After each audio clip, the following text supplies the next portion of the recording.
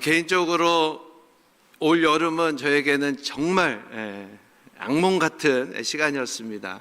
병원을 3번이나 입원을 해서 일주일씩 3번을 입원하는 아주 그냥 태어나서 아플 거를 올 여름에 다 아팠던 그런 아주 힘든 여름이었습니다. 감염이 되고 또 필리핀에 갔다가 또 그곳에서 또 감염이 되고 여러 가지로 8kg가 그냥 한 번에 쫙 빠져서 다이어트를 안 해도 됐는데, 지금은 또 그것을 다 회복하고 살이 조금씩 붓기 시작하는 그 단계에 왔습니다. 감사를 드리고, 그 병원에 입원해 있는 동안에 좀 잘 쉬고 목회하면서 이렇게 계속 누워서 지냈던 적이 없었던 것 같은데, 근데 누가 고생을 했는가 봤더니 저희 아내가 고생을 했더라고요. 저는 침대에서 잤지만 옆에 이렇게 조그만 쪽침대에서 3번씩이나 있으면서 그렇구나, 이 아내 없이는 살 수 없는 존재구나라는 것을 깨달으면서 그 글을 우연히 봤는데, 나이 먹으면서 필요한 것들을 이렇게 누가 소개를 했더라고요. 남자에게 있어서 나이가 들어가면서 필요한 5가지.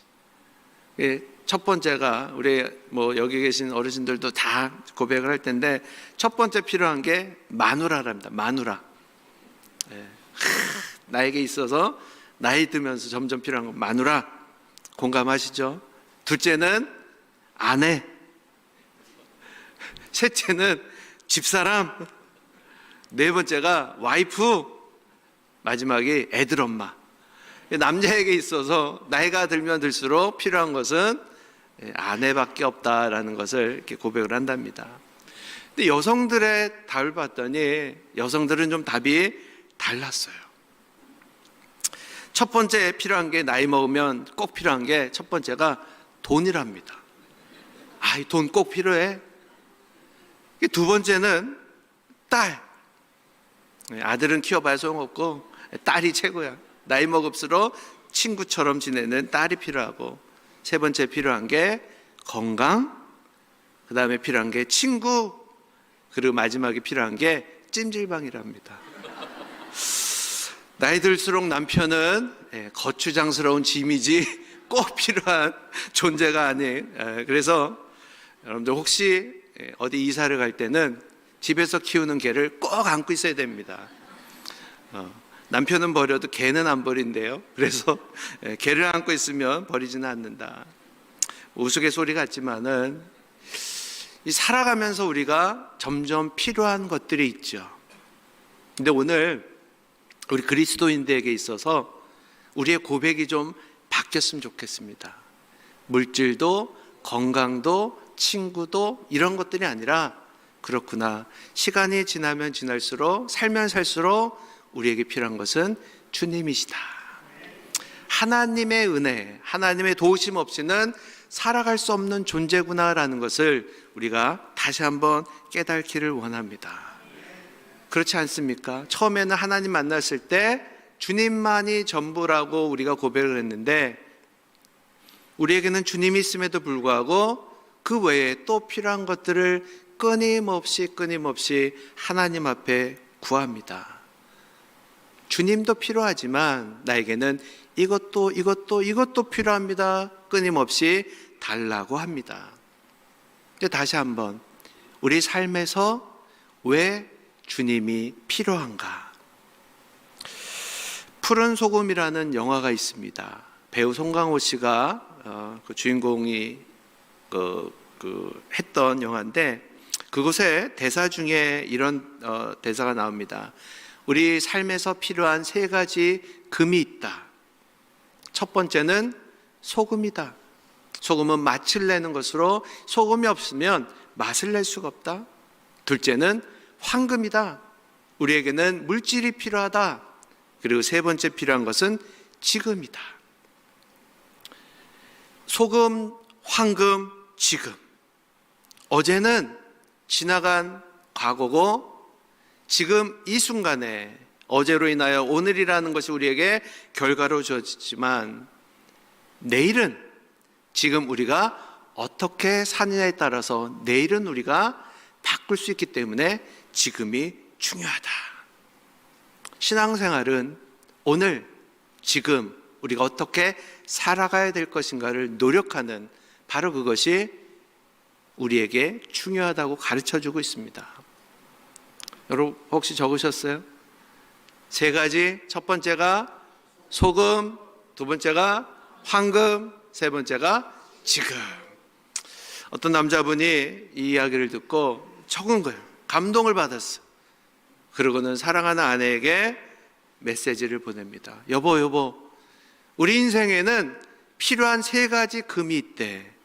혹시 뭔지 알아? 아내가 즉시로 남편에게 답변을 보냈습니다. 현금, 지금, 입금. 그러고는 남편에게 세 가지 중요한 현금, 지금, 입금. 좀 센스가 있는 여인인 것 같아요. 어찌됐든 지금 우리는 어떻게 살아야 할 것인가. 오늘 본문 말씀 17절을 보면 이렇게 우리에게 선포합니다. 혹시 17절 보여줄 수 있으세요? 다 성경 피고 계시죠, 그죠? 요즘은 PPT를 이렇게 보여줘서 성경을 갖고 다니는데 피지를 않아요. 그리고 안 갖고 다니시는 분들, 우리 17절 같이 한번 고백합니다. 시작. 그러므로 사람이 선을 행할 줄 알고도 행하지 아니하면 죄니라. 아멘. 혹시 예를 한번 들어볼 수 있습니까? 우리는 굉장히 추상적인 나라에 살고 있습니다. 우리 한국 분들이 얼마나 추상적인지 모르시죠? 근데 신기한 거는 대충 얘기해도 다 알아들어요. 우리끼리는 추상적으로 이거 얼마예요? 글쎄 한 1, 2억 할 거려? 1억이라는 돈이 어마어마한데도 불구하고 한 1, 2억 할 거려? 얼마나 여기서 걸려요? 한두 시간 걸려요. 1시간이라는 시간이 엄청난데도 한두 시간 걸려요. 우리는 굉장히 정확하지 않고 추상적으로 얘기해도 다 알아들어요. 이게 무슨 뜻인지 알아요. 사람이 선을 행할 줄 알고도 행하지 아니하면 죄다. 구체적으로 어떤 게 있을까요? 오늘 오후에 신앙전진대가 몇 시예요? 3시 반. 참여해야 되는 걸 알면서도 참여하지 아니하면 죄다라는 그러한 구절이겠죠. 좀 웃긴 얘기지만 어쨌든 아파서 쓰러져 있는 사람, 우리가 그 사람을 도와야 된다는 것은 따로 교육받지 않아도 압니다. 선한 사마리아인의 이야기, 그냥 지나친 사람들이 있었어요. 그런데 이 사람을 도와야 되는 걸 아는데 돕지 않고 지나칩니다.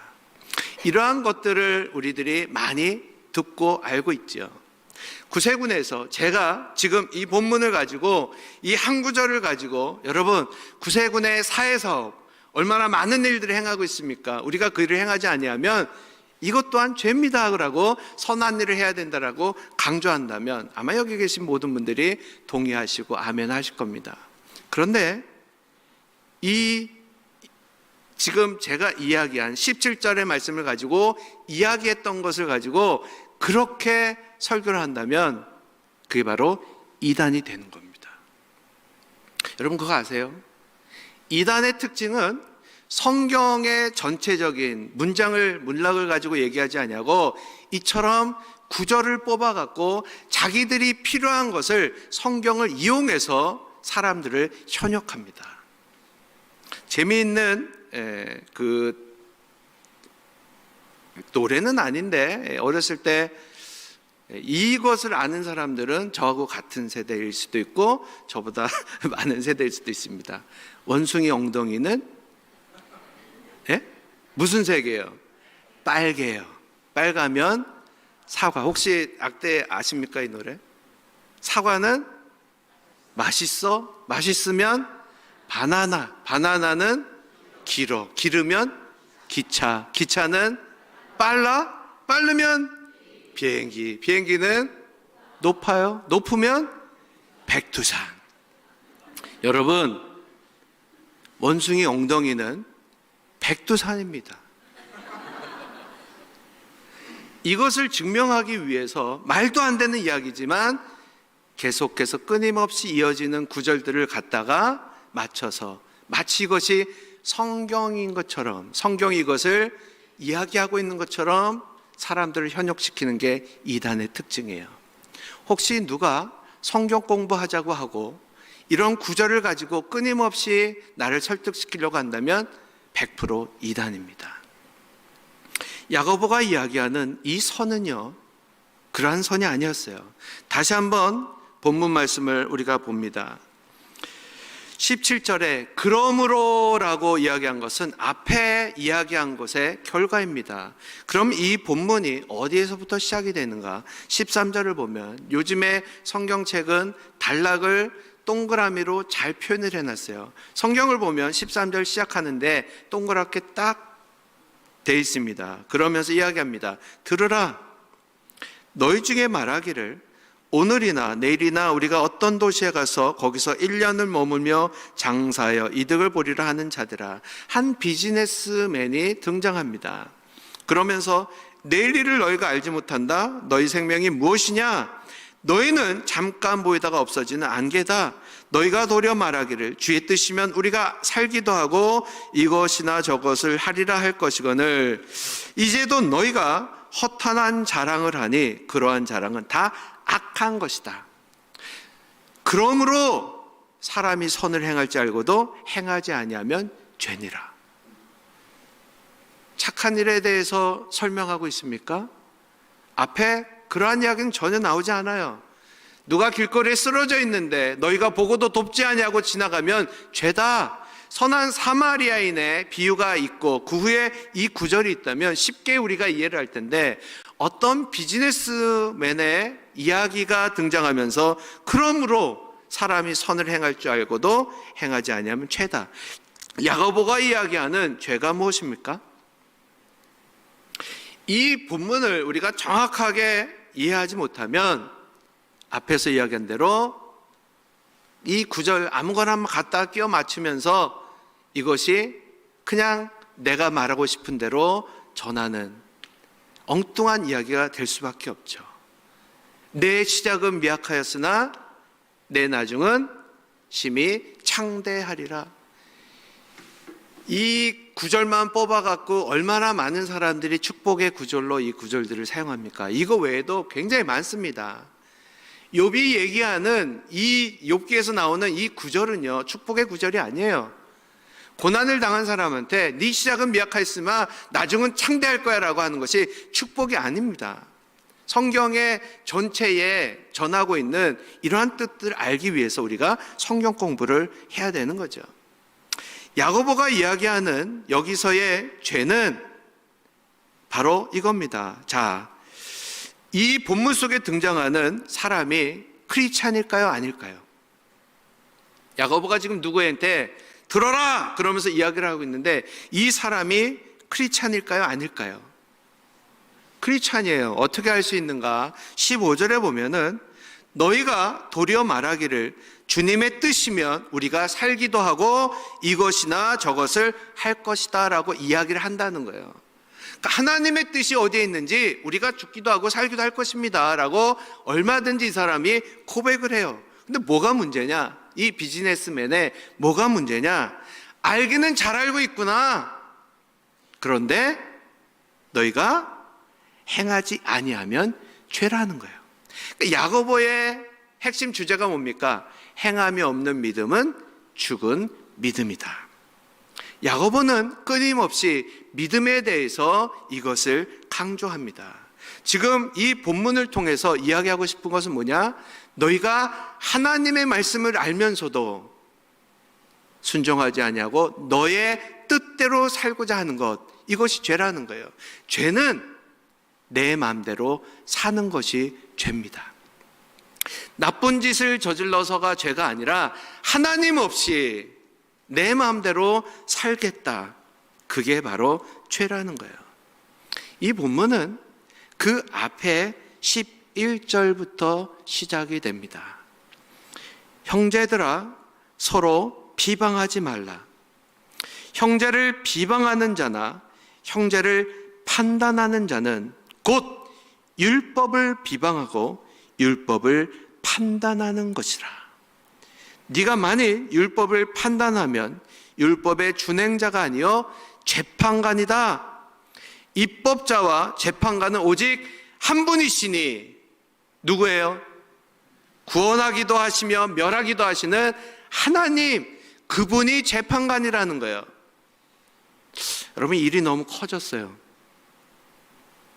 비판과 비난이 하나님이 되는 그 자리에 앉는 것이라고 지금 야고보는 이야기하고 있습니다. 오늘 말씀의 제목이 하나님이 되려고 하지 말랍니다. 우리가 생각할 때 내가 하나님이 되려고 한 적이 없어. 그런데 비난이나 비판이 하나님이 되려고 하는 그 자리에 앉는 것이라고 야고보 기자가 이야기하고 있어요. 여러분, 왜 비난과 비판이 죄일까요? 우리가 생각할 때 잘못한 사람, 그 사람한테 이야기해 주는 것, 너 그렇게 하면 안 돼. 그러고는 그것을 이야기해 주는 것, 이게 정말 잘못일까요? 그런데 이것이 우리가 당연히 할 수 있는 일이라고 생각을 하지만 그 안에, 비난과 비평 안에는요, 아주 무서운 것이 숨겨져 있습니다. 그게 무엇이냐? 누가 비판할 수 있습니까? 입법자, 재판관. 대부분의 사람들은 자신을 바라보기보다는 타인의 것을 보는 것을 쉽게 생각합니다. 내로남불이라는 말이 있죠. 정치권에서 많이 쓰는 이야기입니다. 내로남불. 내가 하면 로맨스지만 남이 하면 불륜이다. 자신에게는 좋게 해석을 하지만 타인의 것을 우리는 비난하며 비판합니다. 비난하고 비판하는 그 마음속에 무엇이 있습니까? 바로 교만이 숨겨져 있습니다. 나는 의로운데 저 사람은 불의하며, 나는 겸손한데 저 사람은 거만하며, 나는 정직한데 저 사람은 속임수를 쓴다라고 이야기할 때, 판단할 때 우리는 그것을 이야기합니다. 성경은 이러한 것을 경고하기 위해서 바로 현장에서 가늠한 여인의 이야기를 우리에게 들려주고 있습니다. 예수님께로 많은 사람들이 현장에서 가늠한 여인을 끌고 옵니다. 그러고는 예수님께 질문하죠. 선생님, 율법에는 현장에서 가늠한 여인을 돌로 쳐 죽이라고 했는데 이 여인을 어떻게 할까요? 우리가 잘 알고 있는 이야기입니다. 예수님은 함정에 빠질 수도 있었어요. 왜? 예수님의 가르침은 모든 사람을 용납하고 사랑하라는 거였습니다. 그런데 이 사람들이 율법을 이야기합니다. 율법에는 이렇게 돼 있는데 어떻게 하시겠습니까?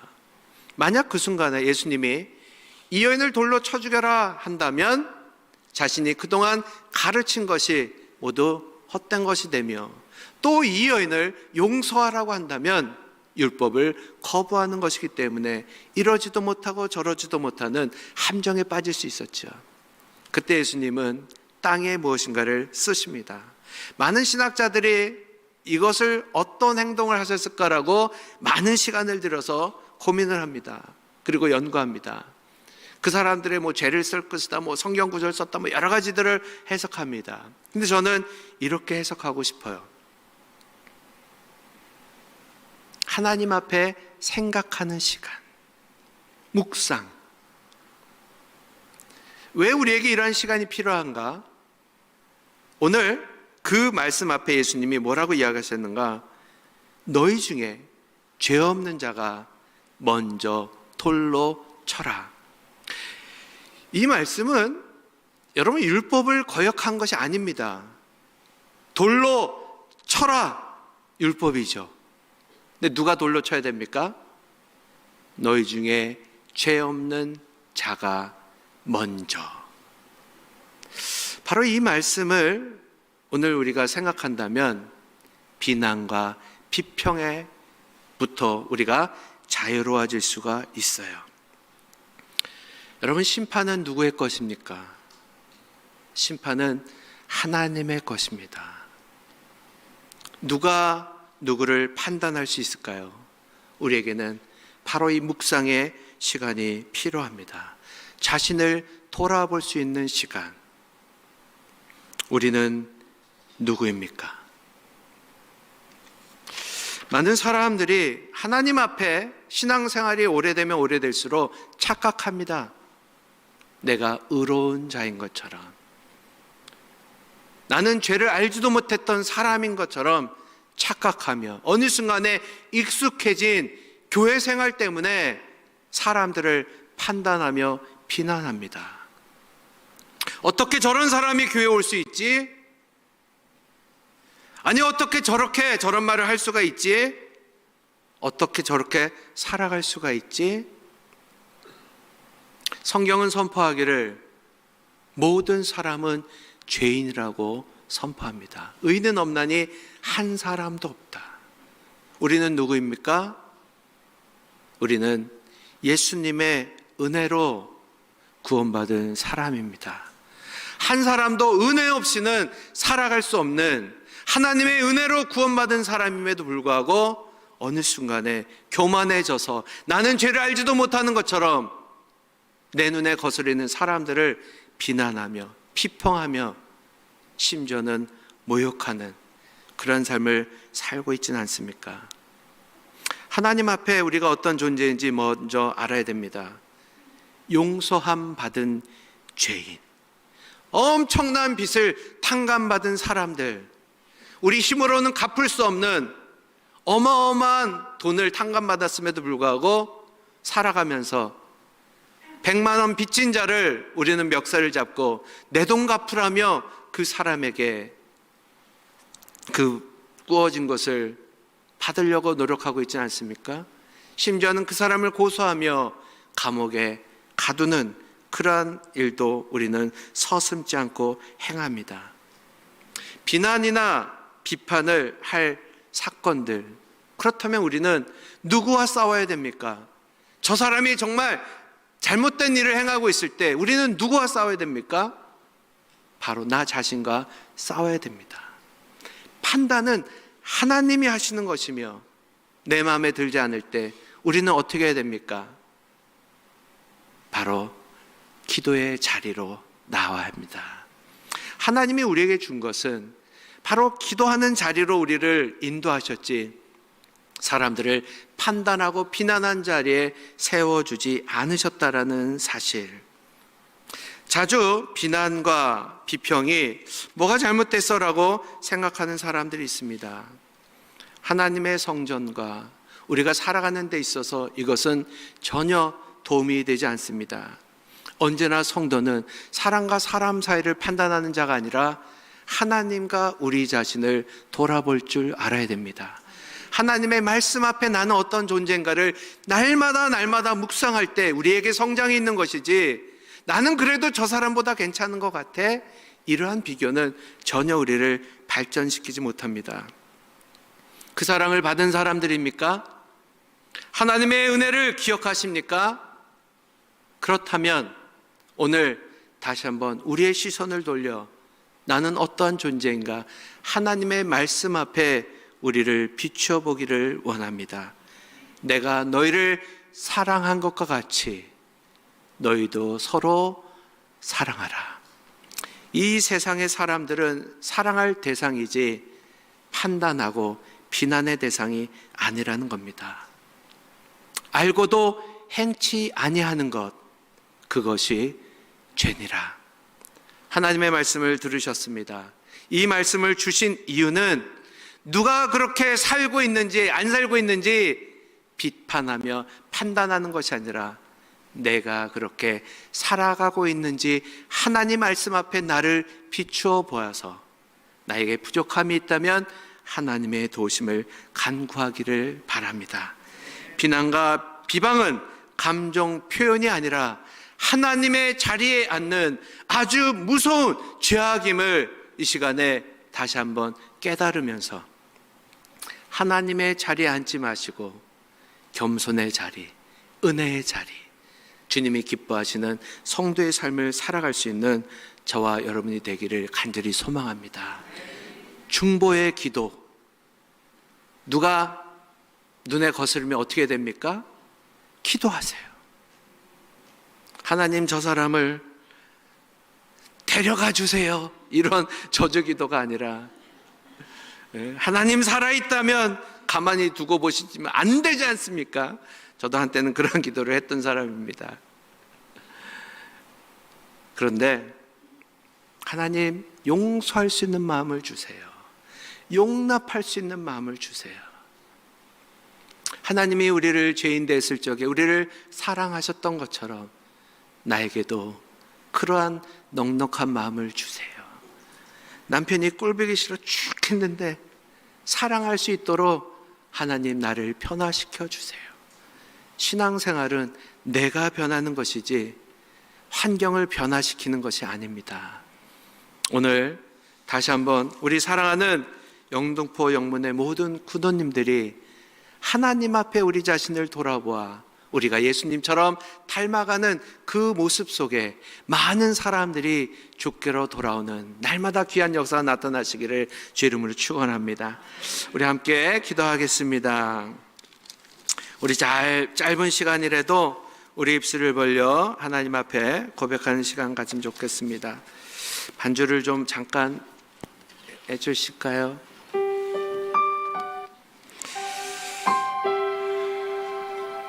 우리 힘으로 할 수 없는 일들이 참 많습니다.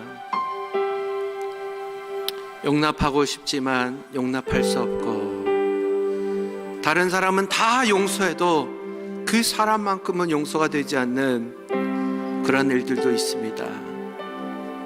교회 안에서, 내가 일하고 있는 일터 안에서, 심지어는 가족 구성원 안에서도 받아들일 수 없는 많은 일들이 있습니다. 끊임없이 비난하고 비판을 해왔지만은 이 시간은 하나님 앞에 우리 자신을 돌아보는 시간이 되길 원합니다. 나는 누구인가? 그럴 말을 할 자격이 나에게 있는가? 어느 순간에 우리 자신을 잃어버리면 교만의 자리에 앉고 맙니다. 하나님은 교만의 자리에 앉는 것이 멸망의 선봉이라고 우리에게 경고합니다. 다시 한번 우리 자신을 돌아봅니다. 나는 용서함 받은 자요, 그리스도의 피로 구원받은 자다. 하나님의 은혜 없이는 살아갈 수 없는 존재이며 이 시간도 나는 하나님의 은혜가 필요하다. 주님, 나를 도와주셔서 모든 사람을 용납하고 사랑할 수 있도록 하시며 우리에게 보내주신 많은 사람들을 서로 용납할 수 있도록 하나님, 우리 영등포 영문에 보내주신 한 사람 한 사람을 주님의 사람으로 섬길 수 있도록 주 안에서 하나 되게 하시고 사랑이 넘쳐나게 하소서. 혹시라도 내 안에 미움이 자리 잡고 있다면 주님, 이 시간에 모두 십자가 앞에 못 박고 다시 한번 은혜의 자리로 나아가게 하소서. 하나님, 나를 도우소서. 우리 함께 고백하시겠습니다. 아버지 하나님, 감사합니다. 이 시간도 하나님 앞에 은혜의 자리로 나갑니다. 어느 순간에 주님의 은혜를 잃어버리고 교만의 자리에 서서 사람들을 판단하고 비난하며 불평하며 살고 있지는 않습니까? 아버지 하나님, 다시 한번 나를 용서해 주셔서 주님 앞에 구원받은 자로, 신실한 자로 살아갈 수 있도록 주님 인도해 주시기를 원하나이다. 내 마음속에 자리 잡고 있는 더럽고 추악한 모든 것들을 이 시간에 내어놓게 하시옵소서. 하나님의 그 은혜의 사랑으로 모든 사람들을 품고 용납하며 사랑으로 그들을 섬길 수 있는 그리스도와 같은 삶을 살아갈 수 있는 우리 모두가 될 수 있도록 주님, 나를 그렇게 사용하여 주시옵소서.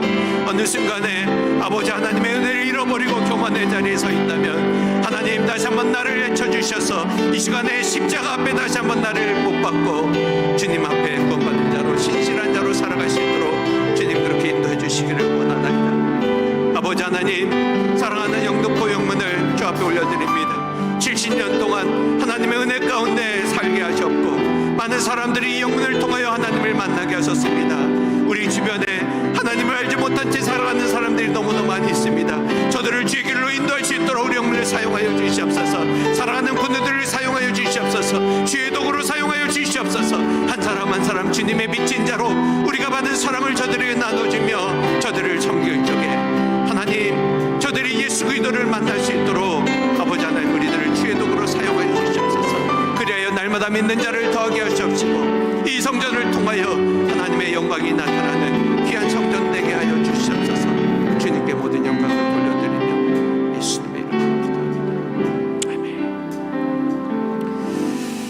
하나님 감사합니다. 선을 행할 줄 알고서도 행치 아니하면 죄라고 하셨는데, 하나님의 말씀이 하나님의 뜻이 무엇인지 알고 주의 뜻대로 살아가기를 원합니다.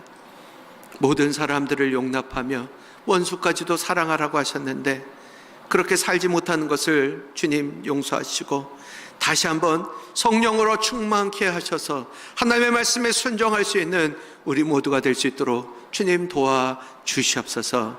70년 동안 영등포 영문을 지켜주심에 감사합니다.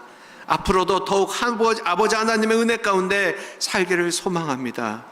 차고 넘치는 은혜를 더하시며 숫자가 많아지는 것을 자랑할 것이 아니라 우리와 함께 하신 하나님, 나를 도와주신 하나님, 나를 사랑하신 하나님, 내가 만난 그 예수 그리스도를 증거하며 살아갈 수 있는 하나님의 귀한 성도들 되게 하여 주시옵소서. 감사하고 예수님의 이름으로 기도하옵나이다. 아멘.